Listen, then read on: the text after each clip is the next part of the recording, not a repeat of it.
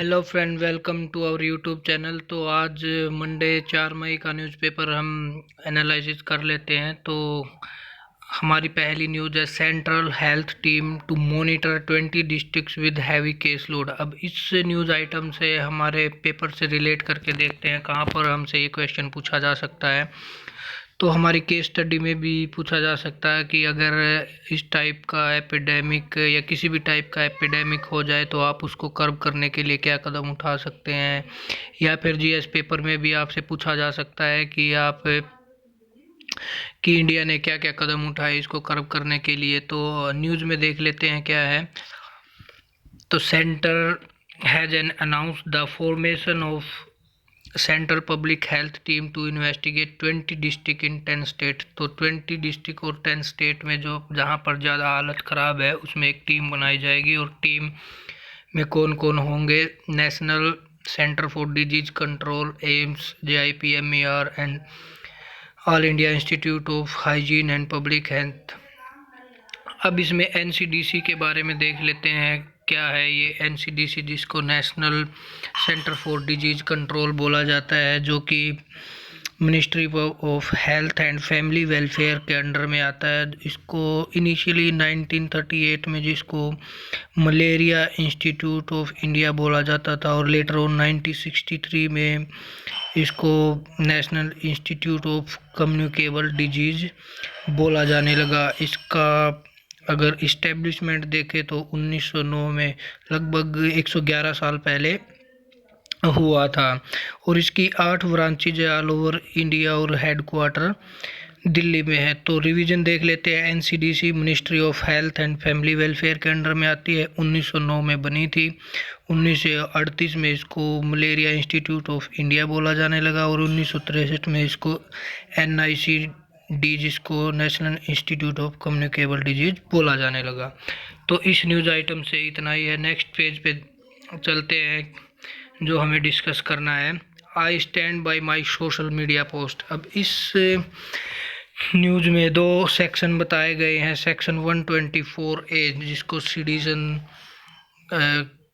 Charge बोला जाता है कि सिटीजन चार्जेज सेक्शन 124A के अकॉर्डिंगली लगते हैं। और 153A में promoting enmity between different group on ground of religion, race, place of birth, region, language, इसके आधार पर आपको बुक किया जा सकता है।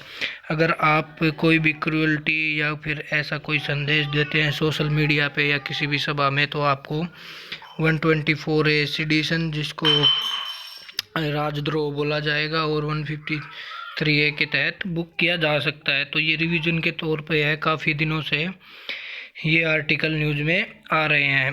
अब next news article, African swine fever, Assam told to go for culling. अब इस न्यूज़ आर्टिकल में ये है कि असम में एक जो कि ASF, अफ्रीकन स्वाइन फीवर, जो कि नवंबर में ही रिपोर्टेड किया गया था और मिनिस्ट्री को भी बता दिया गया था। तो उसको कलिंग मीन्स उन जितने भी ये स्वाइन्स है या जिन जानवरों में फैला हुआ है उनको अलग रखने की बात की गई है, ताकि इनमें और आगे ना फैले। और एक और बात बता देता हूँ कि स्वाइन फ्लू का भी अभी तक कोई ऐसा इलाज नहीं हुआ है, कि मतलब इसका भी वैक्सीनेशन और इफ़ेक्टिव इलाज आज तक भी नहीं पाया है। तो अफ्रीकन स्वाइन फीवर के बारे में थोड़ा सा इसके वायरस के बारे में बता देता हूँ। इसका डबल स्ट्रैंडेड DNA वायरस होता है, मतलब इसकी DNA वायरस में 2 स्ट्रिंग रहती हैं। तो नेक्स्ट न्यूज़ आर्टिकल देखते हैं क्या है। इवन कोबरा हैचिंग और लेथल कॉजन एक्सपर्ट।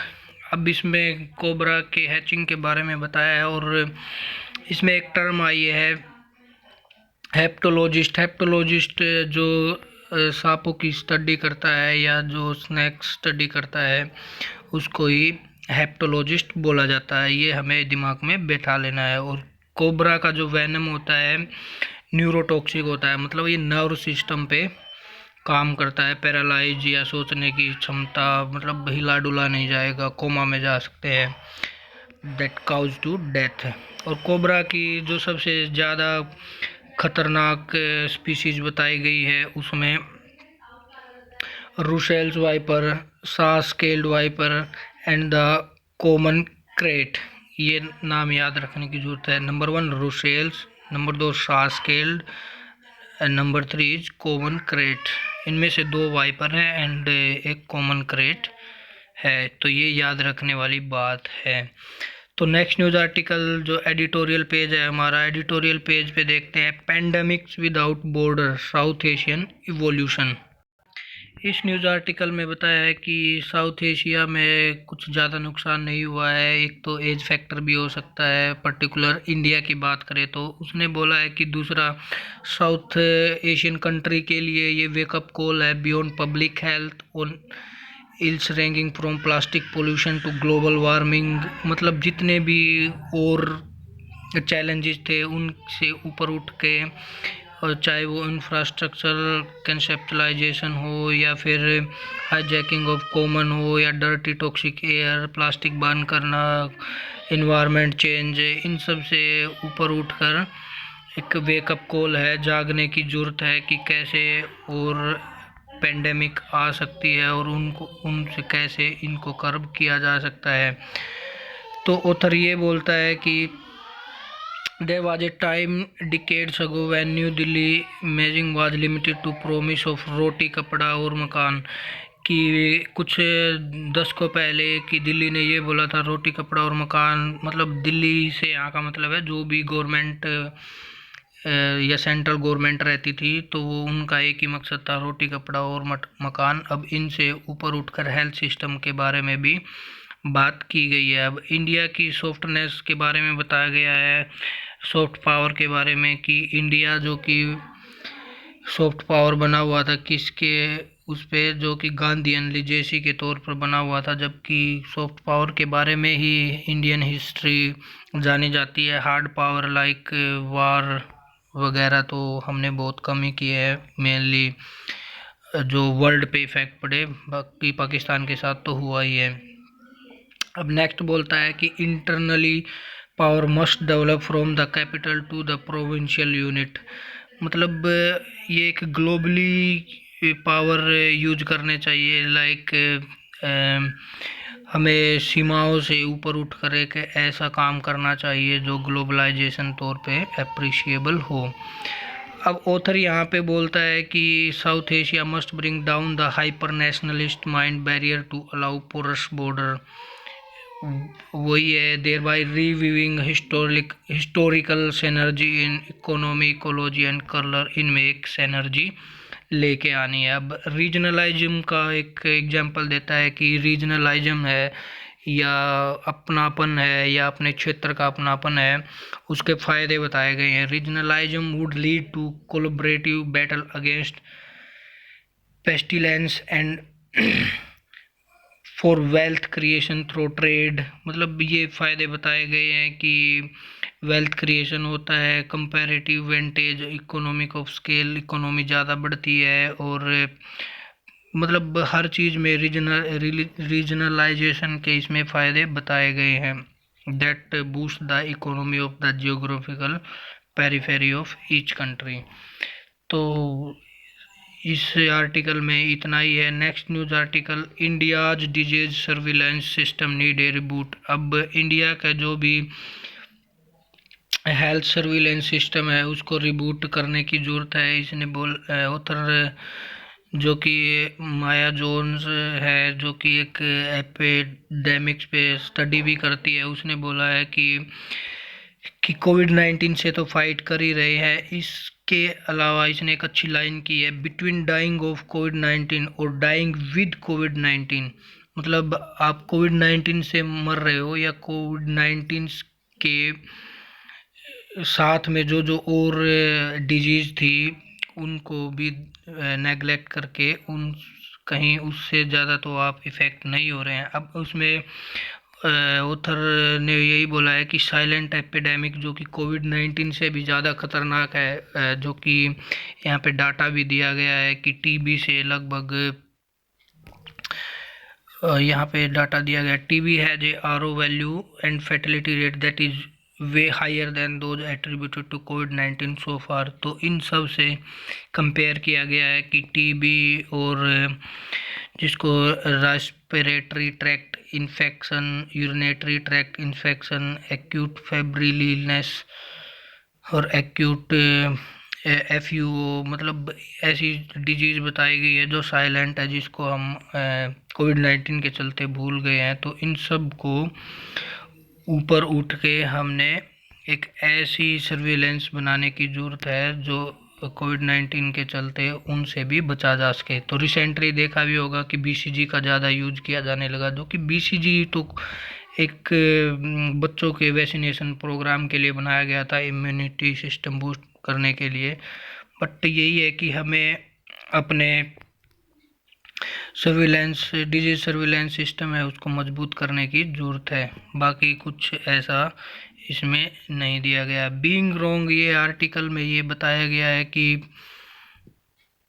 जो कि कल वर्ल्ड प्रेस फ्रीडम डे था, उसके बारे में डिस्कस किया था। जो 3 मई को वर्ल्ड प्रेस फ्रीडम डे बनाया जाता है। आगे एक और इसी से मिलती जुलती न्यूज़ है कि इंडिया की 140th प्लेस रख दी गई है इसमें, जो वर्ल्ड प्रेस फ्रीडम इंडेक्स निकलता है। तो इसमें जितने भी ये न्यूज़ एजेंसीज हैं और न्यूज़ रूम है, और उनके बारे में बताया गया है कि उनको कास्टिज्म से ऊपर उठकर ह्यूमैनिटी के तौर पर ही न्यूज़ देनी चाहिए। चाहे जैसे कि यूपी में क्राइम किया गया था तो उसको भी थोड़ा कम्युनलाइज कर दिया गया। तो और रिसेंटली यूपी में 2 संत, और अगर पालघर की केस भी देखे तो इसमें जर्नलिज्म का ही बताया गया है कि उनको as a humanity one need to understand the power of the caste hierarchy and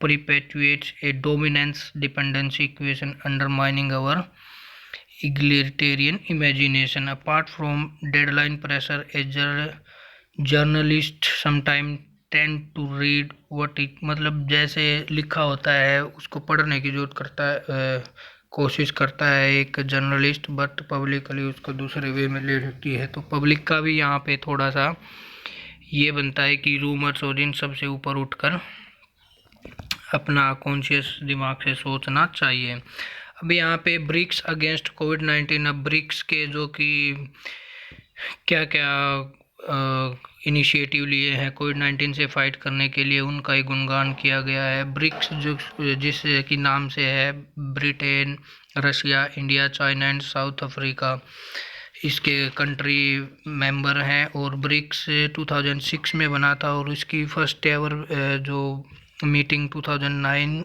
Russia में हुई थी, और साउथ अफ्रीका इसमें 2010 में ज्वाइन किया गया था। और इसकी एक ख़ास बात और है कि G20 जितने इसके मेंबर कंट्री है उस G20 के भी मेंबर हैं। तो इसमें इसकी 11th जो समिट हुई थी वो ब्राज़ील में हुई थी, और इसकी सबसे एक मेन समिट जिसे न्यू डेवलपमेंट बैंक का जनरेट हुआ था, तो वो फोर्टलेजा समिशन बोली जाती है।